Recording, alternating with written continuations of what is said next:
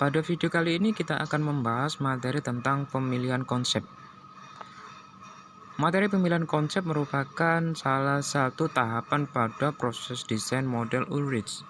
Jadi, video ini merupakan video kelanjutan pada video-video sebelumnya. Pada tahapan pemilihan konsep, pemilihan konsep ini bisa dilakukan berdasarkan matrik kepuasan, yaitu menurut Stuart Park tahun 1980. Metode pemilihan dibagi atas dua bagian, penyaringan konsep dan penilaian konsep. Penyaringan ditujukan untuk meruncingkan atau merampingkan jumlah konsep dan selanjutnya mengembangkannya menjadi konsep yang lebih baik untuk dievaluasi pada tahapan penilaian konsep.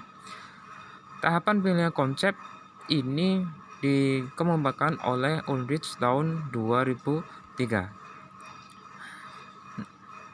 Gambar ini merupakan ilustrasi dari proses pemilihan konsep yang diawali dengan proses penyaringan konsep, di mana di awal kita sudah menentukan suatu topik dari suatu perencanaan desain, kemudian kita mengembangkannya menjadi beberapa konsep produk dari hasil perencanaan kita berdasarkan kebutuhan-kebutuhan dan beberapa faktor yang diperhatikan dalam proses perencanaan desain. Dari begitu banyak desain yang kita buat, kemudian kita bisa melakukan penyaringan konsep. Penyaringan konsep ini ditujukan untuk meruncingkan atau merampingkan jumlah konsep yang ada. Jadi dari sekian banyak konsep, kemudian konsep itu dari segi jumlahnya akan terreduksi. Di mana proses produksiannya ini bisa dilakukan dengan melakukan berbagai macam cara. Yaitu kita bisa melakukan penyaringannya itu bisa dilakukan dengan kita bisa melakukan beberapa evaluasi. Jadi beberapa konsep yang dari segi kriteria ini yang tidak terpenuhi tidak lolos, atau beberapa kriteria yang lain yang tentunya akan kita putuskan. Kira-kira kriteria apa yang kita gunakan untuk melakukan penyaringan konsep. Dari konsep-konsep yang sudah tersaring dan sudah terpilih atau jumlahnya yang sudah tereduksi, artinya dari konsep yang tersaring dengan yang belum tersaring dari segi kualitas tentunya lebih bagus yang sudah tersaring. Konsep-konsep yang sudah tersaring tersebut bisa kita kembangkan lagi menjadi beberapa konsep lagi. Bisa jadi konsepnya akan menjadi banyak kembali. Adanya penambahan jumlah konsep ini tentunya akibat dari pengembangan konsep. Namun pengembangan konsep pada tahap kedua ini dari segi kualitasnya akan lebih bagus dari pengembangan konsep pada tahap pertama, karena konsep yang dibuat pada tahapan kedua ini sudah berdasarkan hasil pengembangan dari produk-produk yang sudah terseleksi. Jadi semakin kita banyak melakukan penyaringan, kemudian kita kembangkan lagi, kita saring lagi, kualitas dari konsep tersebut akan semakin bagus. Begitu seterusnya kita bisa melakukan beberapa kali. Ini tidak ada batasan yang membatasi seberapa banyak harus dilakukan penyaringan konsep dan pengembangannya. Intinya semakin banyak dan kita melakukan penyaringan dan pengembangan konsep, tentunya pada hasil akhir nanti kualitas konsep akan semakin bagus. Ketika konsep itu sudah dirasa sudah cukup, kita bisa melakukan pada tahapan yang terakhir, yaitu tahapan pemilihan konsep, dan pada akhirnya kita akan menemukan satu konsep yang terpilih. Tahapan selanjutnya yaitu tahapan penyaringan konsep dan pengembangan konsep. Tahapan-tahapan ini ada 6 tahapan untuk menyaring konsep produk, yaitu yang menurut Ulrich tahun 2003. Yang pertama yakni persiapan matrik, yang kedua ini membuat red konsep, yang ketiga membuat ranking konsep, yang keempat membuat kombinasi dan pengembangan konsep. Kemudian yang kelima, pemilihan satu atau lebih dari konsep-konsep, dan yang keenam adalah penerimaan hasil. Adapun beberapa poin-poin ini akan kita jelaskan pada slide berikutnya. Salah satu metode pengembangan konsep yang dikenal oleh Haig tahun 2003 adalah sebuah model pengembangan dengan memberikan beberapa alternatif solusi untuk memenuhi fungsi pada subbagian. Ini bisa kita manfaatkan untuk pengembangan produk dengan kita memanfaatkan beberapa varian produk, artinya kita bisa mengembangkan suatu produk berdasarkan melakukan pengacakan atau melakukan pengkombinasian. Nah, ini bisa kita lakukan juga. Nah, untuk memperjelas dari 6 tahapan yang sudah dikemukakan oleh Ulrich tadi itu, tahapan matrik seperti apa? Untuk matrik penyaringan konsep adalah sebagai berikut. Nah, matrik ini merupakan matrik yang kita sadur dari buku desain produk yang ditulis oleh Profesor Dr. Insir Imade London Patan. Terdiri dari beberapa kolom. Kolom utamanya ada kriteria seleksi, konsep produk, dan terdiri dari berbagai macam produk. Misalkan di situ tertulis konsep A, B, C, dan D, termasuk konsep preferensi. Konsep preferensi itu apa? Adalah konsep dari produk existing, dari produk sebelumnya, produk yang sudah ada, atau produk yang menjadi kompetitornya, produk yang dijadikan sebagai produk pesaingnya. Kriteria seleksi dapat ditentukan berdasarkan kriteria teknis dan ekonomis yang umum atau persyaratan dari daftar kebutuhan. Nah, kriteria seleksi ini merupakan hal penting yang harus diputuskan oleh desainer. Nah, ini kriteria seleksi sumbernya bisa dari mana? Ini bisa dari kebutuhan dari pasar, bisa dari permintaan owner. Tentunya kriteria seleksi ini nanti yang mengarahkan yang menentukan dikatakan produk berkualitas, produk yang memiliki suatu keunggulan.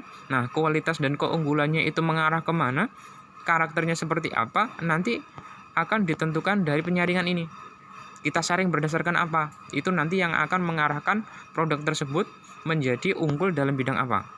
Kemudian di bawahnya ada jumlah positif dan negatif, itu nanti dipakai untuk memberikan penilaian, yaitu dengan kita membandingkan kualitas atau nilainya dari produk konsep produk dengan konsep produk yang kita buat dengan konsep produk yang ada di pasaran. Artinya kalau di sini kita bandingkan konsep produk A, misalkan kita bandingkan dengan referensi. Dia lebih bagus atau lebih jelek? Kalau dia lebih bagus, kita kasih tanda plus. Kalau lebih jelek, kita kasih tanda negatif. Atau kalau misalkan kualitas atau nilainya sama, kita bisa memberikan skor 0. Kemudian di bawahnya itu kita lakukan penjumlahan. Ada jumlah positif dan ada jumlah negatifnya berapa, kemudian kita total. Nah, di bawahnya ada nilai ranking. Nanti dari nilai ranking ini kita bisa menentukan konsep A berapa banyak mendapatkan nilai plus, konsep B berapa banyak mendapatkan nilai plus, begitu juga seterusnya, sehingga dari sini kita bisa membuat suatu peringkat. Konsep A dia ada di peringkat berapa, konsep B berada di peringkat berapa, konsep C berada di peringkat berapa, seperti itu. Kemudian selanjutnya ada yang namanya metrik penilaian konsep. Nah, ini merupakan metrik yang terakhir pada proses seleksi konsep. Nah, ini jadi biasanya kalau di penyaringan konsep, kriteria-kriteria seleksi yang digunakan ada kriteria-kriteria dasar, hal-hal pokok, hal-hal yang mendasari, hal-hal yang menjadi prasyarat dasar, itu kita gunakan di kriteria seleksi. Kemudian kalau di penilaian konsep ini lebih mengarah kepada hal-hal yang nantinya akan diunggulkan. Nah, jadi nanti ini apa saja dan banyaknya ada berapa, itu nanti kembali lagi harus dibahas dengan orang-orang yang mempunyai kepentingan akan adanya pembuatan produk tersebut. Bisa jadi desainernya, bisa jadi ownernya, kalau di perusahaan barangkali nanti komisaris atau penanam saham atau siapa saja yang nanti mempunyai kepentingan di area produk tersebut. Dan apa saja yang menjadi kriteria seleksinya. Ini nanti akan menentukan karakter dan kualitas produknya seperti apa. Nah, di situ ada kriteria seleksi. Nah, ini bisa ditentukan berdasarkan karakteristik teknis dan ekonomis yang umum atau bersyarat dan dari daftar kebutuhan. Nah, seperti itu ya, seperti yang kita bahas sebelumnya. Kemudian di sebelahnya, di kolom sebelahnya ada kolom bobot. Ya, ini kolom pembobotan. Artinya dari beberapa kriteria seleksi yang kita buat, kita bisa menentukan pembobotannya. Jadi misalkan di situ ada model. Nah, model ini bobotnya berapa persen? Kita tentukan. Sehingga kita di situ bisa menentukan tingkat kepentingan dari masing-masing kriteria seleksi yang dianggap itu penting, yang dianggap itu memberikan pengaruh besar. Itu kita bisa memberikan bobot yang lebih besar, persentasenya kita besarkan. Nah, seperti itu. Nanti kembali lagi bagaimana memberikan persentasenya, ya kembali lagi ke penjelasan sebelumnya, yaitu siapa saja yang berkepentingan dan cara penentuannya bisa didiskusikan ya, sesuai dengan hasil diskusi orang-orang yang mempunyai kepentingan tersebut. Kalau tidak ada yang berkepentingan, misalkan ini dipakai untuk pembelajaran dan sifatnya adalah hanya desainer saja yang berwenang di sini, berarti desainer yang melakukan pembobotan, termasuk pembuatan dan untuk pengurutan di kriteria seleksinya. Kemudian ada rate. Rate ini kita gunakan untuk memberikan penilaian yang digunakan nanti untuk faktor pengali antara bobot dengan rate. Ya, yaitu yang nanti menjadi nilai skor itu. Ya, rate ini bisa dibuat nominal 1 sampai 5, yang artinya semakin besar semakin baik. Kalau 3 berarti konsep baru mempunyai nilai sama dengan konsep referensi. Ya, berarti 1 sampai dengan 5. Kalau dikategorikan misalkan model itu mempunyai